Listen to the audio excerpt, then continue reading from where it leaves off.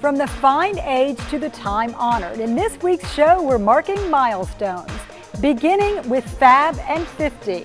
A milestone that used to bring tears is now bringing cheers. We'll show you how it's being turned into an occasion for celebration. It was a milestone, and I had recently celebrated 50th birthdays with many of my girlfriends. So I said, why not? Then step back in time, a local travel lodge is still going strong after 5 decades in business, welcoming anyone who wants to stop on in. Plus, the local man helped turn Tom Cruise into Top Gun. In Time Flies, we share his memories as the movie hits a milestone anniversary. I'm Amy Osher. Those stories and more are coming your way.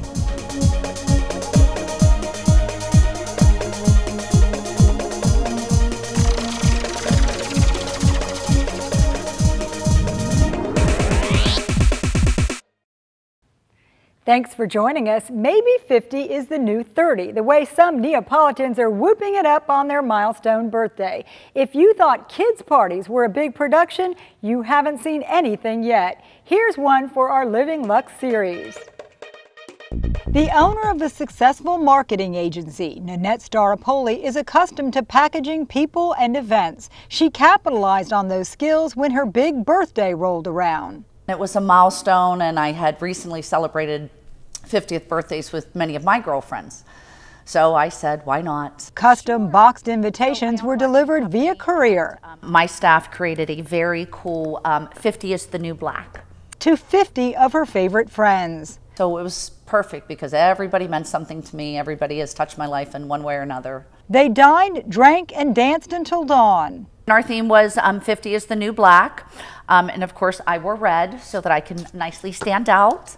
It's a trend, you know, it's trending, and we're all about trends, and in this environment we're always about trying to capture the trend and be ahead of it and create it. Bruce Siegel is marketing director at the Ritz-Carlton, party central for many a 50th birthday bash. It ranges from bringing in top name entertainment to decor to floral to food, beverage, their favorite items from childhood. With guest lists in the hundreds, events big and splashy, but still personal for the guest of honor. It's all about the experience, it's about conversational currency, it's all about having fun. When Jackie Moralesi saw her birthday coming, she was ready to run for cover. How did you feel? Well, turning 50 was a big, huge thing in my life. So she took a step back, a deep breath, and plunged headfirst into a celebration. We wanted it boho chic, so we had great music, we had a great DJ, and we lit up the place in purples and hot pink colors, and the food was the decorations and the beverages. Everything was very colorful. These parties are fairly new. Instead of being over the hill, women see themselves still climbing the mountain and enjoying the view. I'm busier than ever, and well, I'm always busy, but traveling a lot. I'm busy with my businesses and my furniture line that I've been working on for a number of years. These are my busiest years, my best years, and my happiest years.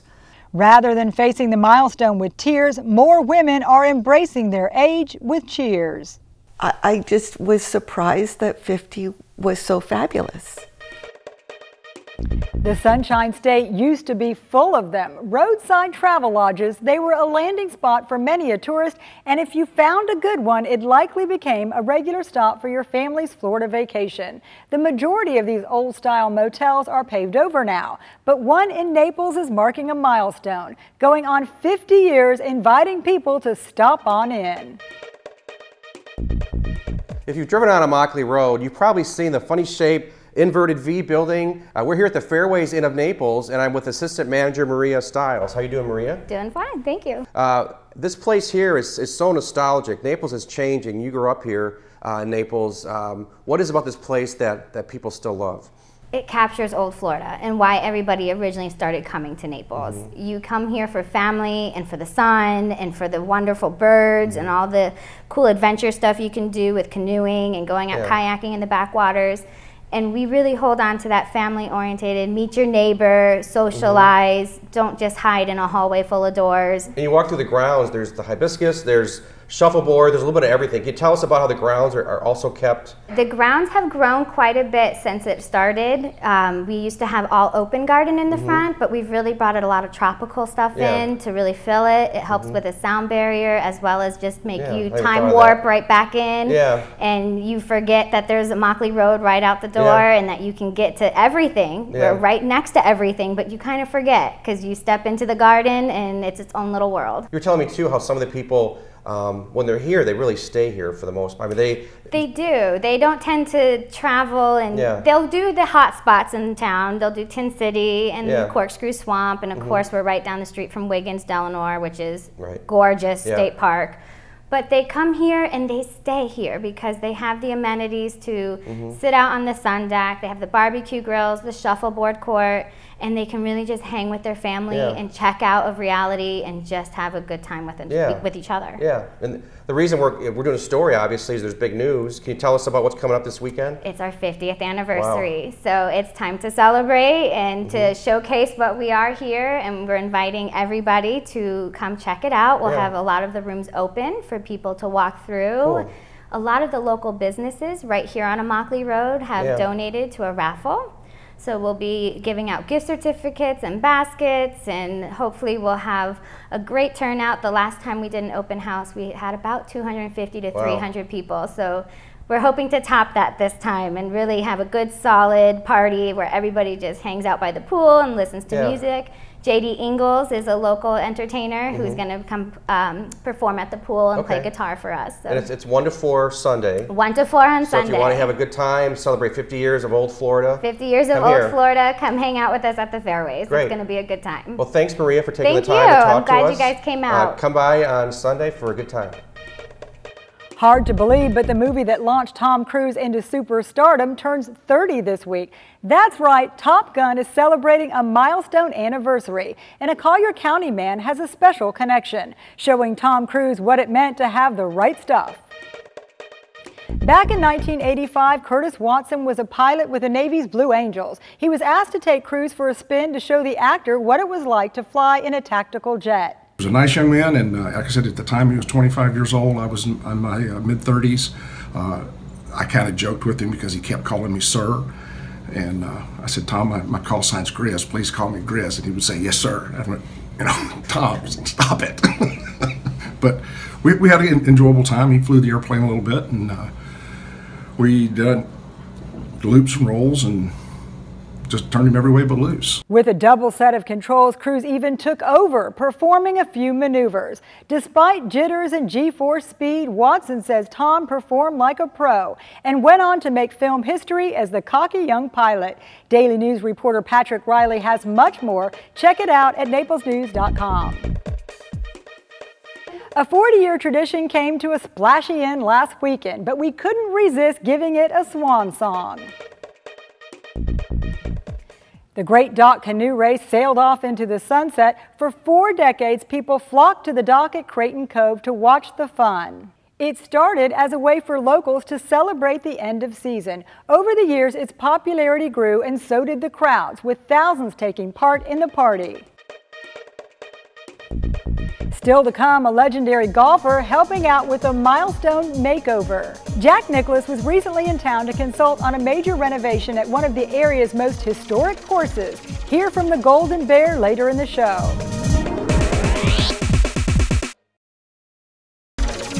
Welcome back to Behind the Headlines. In the changing landscape of news and information, we recently marked a milestone ourselves. The Naples Daily News became part of the USA Today network, joining our neighbor to the north, the Fort Myers News Press.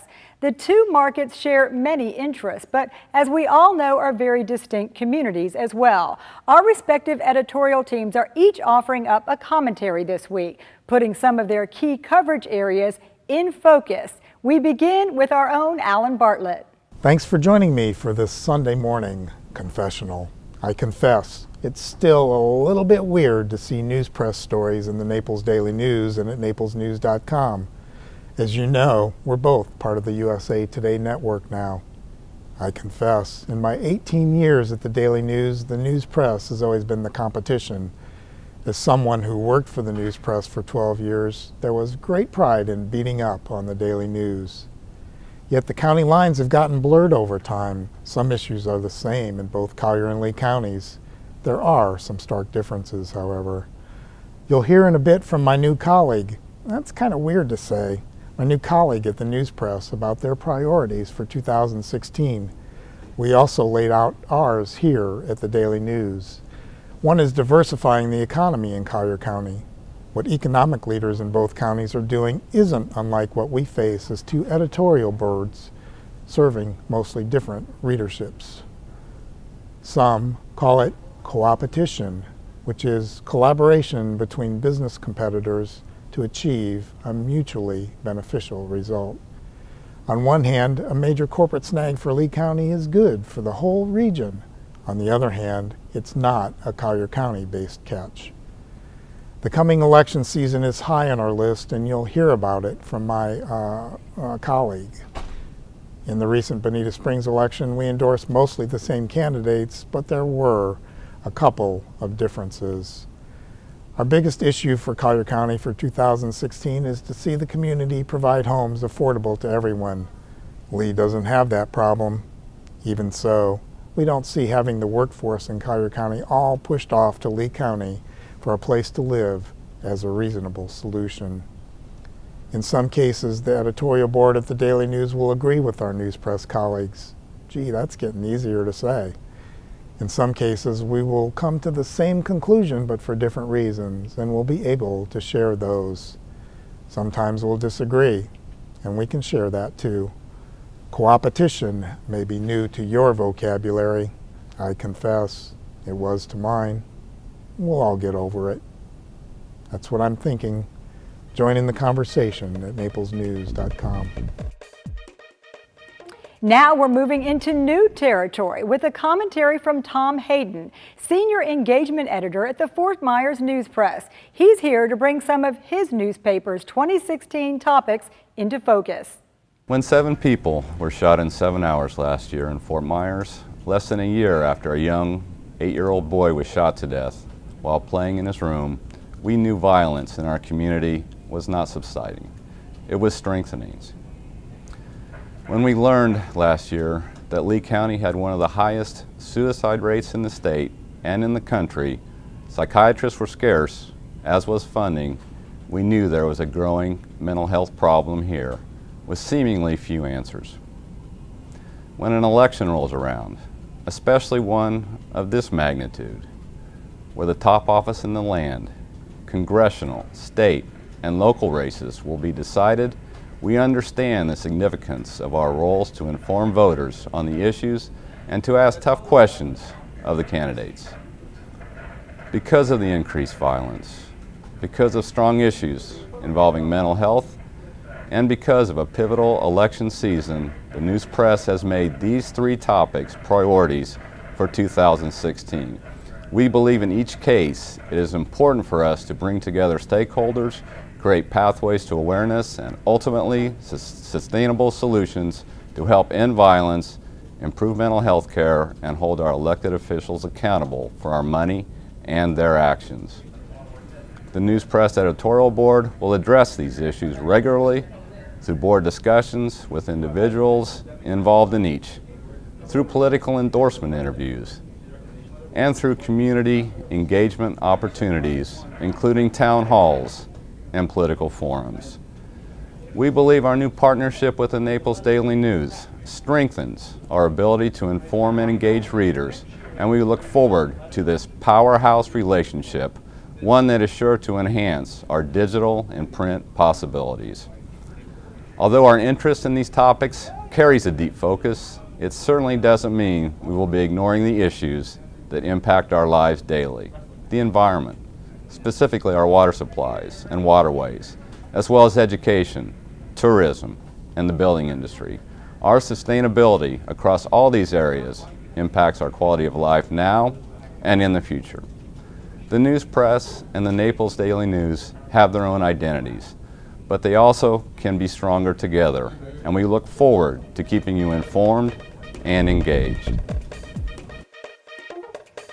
Time to pop back to our newsroom and see what the Daily News is working on. Here's our Editor's Corner. Late last week, the federal government issued a directive to school districts everywhere in the country regarding the treatment of transgender students. And it caught my eye because we have a very small percentage of the student population is transgender students. And basically the schools have been accommodating them on a case-by-case basis, which seemed to be working fairly well. And the federal government came out with this broad, very, I thought, heavy-handed directive telling the school districts they must do this and they must do that. And it occurs to me that that's going to open the door to a lot of mischief, perhaps, a lot of unintended consequences, and it certainly spurred a lot of controversy in a political season. Now we've got the issue about student access to locker rooms dominating the conversation right alongside the economy and national defense, and on a state and local level, it's rising to the fore as well. And it's really an issue that affects such a small segment of the population. I wondered why the federal government chose now to make such a big deal about it and issue directives that could have really far-reaching consequences that I don't think anybody's really thought through yet. The school board met last night to talk about their budget, and this came up, of course, because the federal directive sort of indicates that if you don't do what the federal government wants you to do on this topic, they'll withhold federal money. In Collier County, that amounts to about $57 million, which is about 10% of the total school budget. So one idea that's been kicked around is, well, we'll just ignore the federal directive and risk losing the money, and that would, of course, obviously impact the budget. I think the federal money is enough to fund about 500 school employees, and again, it's about 10% of the budget. So you'd have to raise property taxes or go to an alternative sales tax or something like that to make up that difference. And again, that seems like a fairly rash step to be talking about at this early juncture. But nevertheless, it's one of the results of the federal government coming out with this broad dictate, at this particular moment in time. We're going to want to watch this, and I don't think people are going to let us forget it. I think this is the sort of thing that resonates with people, especially in Collier County. It just seems to lack common sense on a couple of levels. The things they're wanting us to do, and I'm pretty sure our readership is going to stay on top of this and demand that we do as well.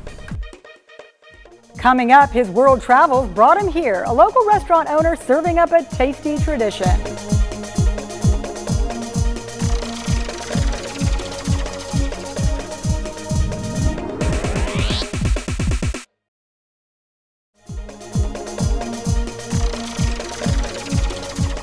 Think back to all the wonderful meals you've enjoyed, and many are made more special by their tradition. A Naples restaurant owner hopes to bring some of his past to the table. Tim Ayton has more.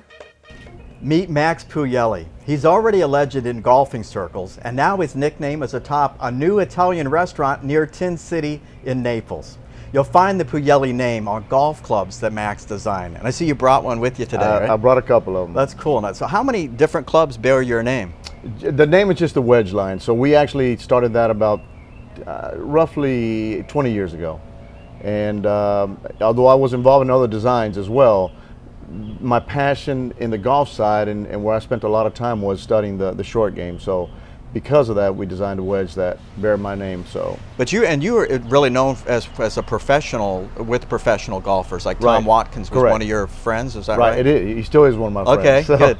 But yeah, I mean, so essentially what I did was on a daily basis, I would travel to every tour event, whether it was on the LPGA, PGA, Champions Tour, the young guys, everything else. So I oversaw that worldwide, the tour operations for Adams Golf. Well, that's great. Yeah. So now you started a second career, and this is kind of a milestone moment for you because it was a dream that you've had, kind of a bucket list item that you checked off here to open Mino, which is actually your nickname, right? Correct. So you have a number of different nicknames. Yeah, that's being from another country. It's certainly it's prone to have different names, but my real name is Massimo. So when I came to the United States, I changed it just to Americanize because I really was. As you can tell, I speak English pretty well. I wanted to be an American. I wanted to speak like an American. I didn't want to be somebody you could actually spot that wasn't from this country. Sure. So I did everything I could to dress, speak, and everything else, and also my name. So I went to Max.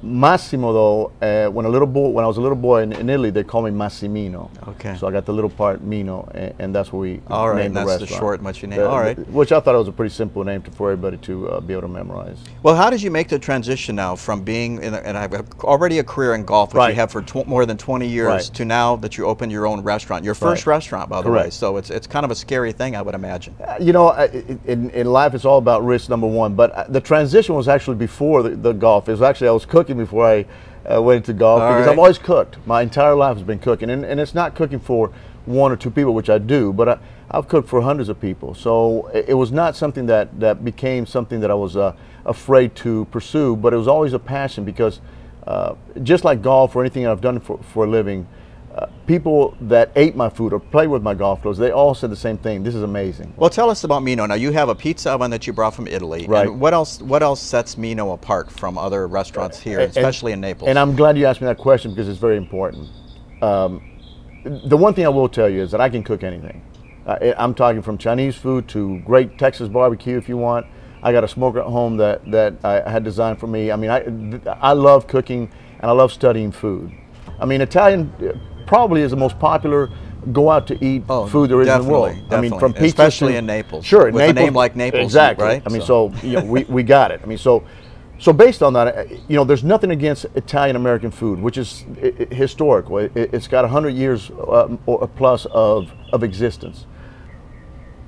With that said, I had to differentiate myself. And what I've done with Mino is, and I'm really sticking to that, is that this is the Italian food that I grew up with. So when I say Italian American food, for example, would be something like chicken parmigiana. That doesn't exist in Italy. Now, it was developed from Italian recipes that migrants came, when they came to the United States, they had things, in Sicily, for example, they had eggplant parmigiana, okay? So with that dish, when they came to America, they decided to just diversify it, add other things to it, from veal to chicken to all these other things that people do nowadays. What I've done here is that every food item that we have, except for one item, is truly typical Italian food, not Italian American food. Now, in the pizza oven we just saw too, right. is that cooks pizza in 15 seconds? No, in 90 seconds. 90 seconds. What's amazing about it is, and it actually was designed for the amount of seats that we have in the restaurant. We can cook pizzas actually as little as 60 seconds. But we don't want to do that because also the person that's making pizzas is going to have a hard time, you know, manning that 60-second rotation, which could actually burn a lot of pizza. So at 90, even 100 seconds where we have it set right now, it gives us enough time to where we can actually put pizzas in, build more pizzas, pull pizzas out, put more in, and you can actually keep some kind of a flow. Well, that's good. And the oven's a great conversation piece from the restaurant, and the dining area. So, well, I wish you luck. It's great. It looks like you're off to a great start, and I think you'll be very successful here. Thank you, Tim. Thanks for your time. Finally, a major milestone for one of Collier County's oldest golf courses. The Naples Beach Hotel and Golf Club is 5 weeks into its first ever renovation, and one of the game's greatest was on site to help rebuild history. That's Jack Nicklaus in the yellow striped shirt touring the course in a golf cart. The Golden Bear has some history with the property. He once played here with his dad when he was 11 years old, and he's now a consultant on the reno project. The historic club is now 70 years old, and its owners decided it needed a lift. A public course, the Watkins family wants to make it a little more user-friendly. I think it's coming along very nicely. They've done a lot of work in about a month's time, and we probably had about, I suppose 14 holes that we sold quite a bit on. And what was out there is starting to look like a golf course. The plan is to have the course ready for action by year's end. You can read all about it in Greg Hardwick's article at naplesnews.com. That marks the end of this edition of Behind the Headlines, Southwest Florida's only news magazine. You can rewatch or share the show by going to naplesnews.com or liking us on Facebook. I'm Amy Osher. We'll see you back here next week.